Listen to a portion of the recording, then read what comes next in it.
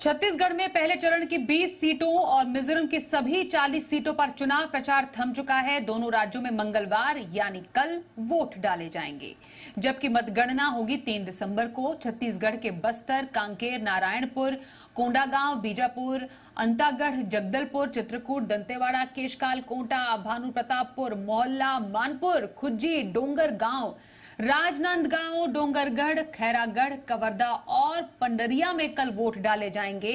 छत्तीसगढ़ में बाकी बची 70 सीटों पर 17 नवंबर को मतदान होगा।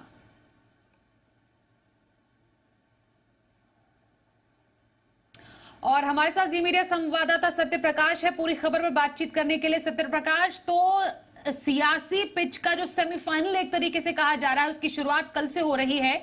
छत्तीसगढ़ में कल पहले चरण का मतदान होगा, मिजोरम में कल वोटिंग होने वाली है। आप रायपुर में मौजूद हैं, वहां पर तो पूरी तरह चुनाव से सराबोर इस वक्त राज्य होगा। क्या आप चुनावों के रंग देख पा रहे हैं? कितना उत्साहित है लोग कल मतदान करने के लिए? देखिए, बस्तर संभाग की 12 विधानसभा सीटें और राजनांदगांव लोकसभा क्षेत्र की 8 विधानसभा सीटों पे कल मतदान होने वाला है।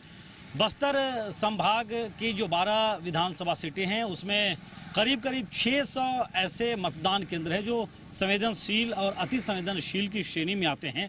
और मैं जहां भी मौजूद हूं बस्तर में, यहाँ पे भी जो है वो स्थितियां इस तरह की है कि पुलिस और प्रशासन दोनों के लिए मतदान कराना सुचारू तरीके से, शांतिपूर्ण तरीके से, बेखौफ तरीके से बेहद चुनौतीपूर्ण होता है। यही कमोबेश हालात राजनांदगांव लोकसभा क्षेत्र के मोहला, मानपुर और खुज्जी के जो कुछ सीमावर्ती इलाके जो नक्सल प्रभावित है वहां भी रहता है। सियासी तौर पर जहां तक हम अगर इसे देखें तो बेहद महत्वपूर्ण हो जाता है, क्योंकि राजनांदगांव विधानसभा सीट से पूर्व सीएम जो 3 दफा मुख्यमंत्री रहे हैं छत्तीसगढ़ के, डॉक्टर रमन सिंह जोर आजमाइश कर रहे हैं फिर से भाजपा के टिकट पे। और कल जो मतदान होना है उसमें राजनांदगांव सीट पे भी मतदान होगा। वहीं बस्तर में जो प्रमुख सीटों की अगर हम बात करें, जहां से बड़े चेहरे हैं, उसमें दीपक बैज जो छत्तीसगढ़ में कांग्रेस के अध्यक्ष हैं, वो चित्रकूट विधानसभा से विधानसभा के प्रत्याशी हैं, जबकि वो लोकसभा में सांसद भी हैं बस्तर लोकसभा से ही। दूसरी ओर कवासी लखमा जो लगातार जीतते आ रहे हैं,